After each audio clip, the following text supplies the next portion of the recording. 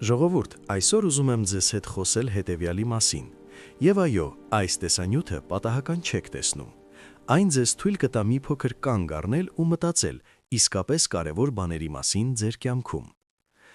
Գիտեք, որ վաղը կսկսեմ ասելու պահին ուղեղդ ճիշտ նույն ցավազրկողն է արձակում, ինչ երջանկության պահին, եւ հենց դա է պատճառը, որ չես կարողանում սկսել գործել։ Վաղը կսկսեմ, երբ ճիշտ ժամը գա, դեռ պատրաստ չեմ, բայց ճիշտ ժամը երբեք չի գալիս, եւ կյանքը շարունակում է անցնել։ Procrastination-ը ծուլություն չէ, սա վախ է, կատարելության վախ։ Եթե փորձեմ ու ձախողվեմ, ես ձախողված եմ։ Ուղեղը ընտրում է ոչինչ չանել, քան ռիսկ անել ու ձախողվել, բայց ոչ փորձելն արդեն ամենամեծ ձախողումն է։ Ահա 2 րոպեի կանոնը։ Եթե գործը 2 րոպե կտևի, հիմա արա, եթե ոչ, ընդամենը սկսիր 2 րոպեից։ Երբ ուղեղը սկսում է գործել, իրեն արդեն դժվար է կանգնեցնել։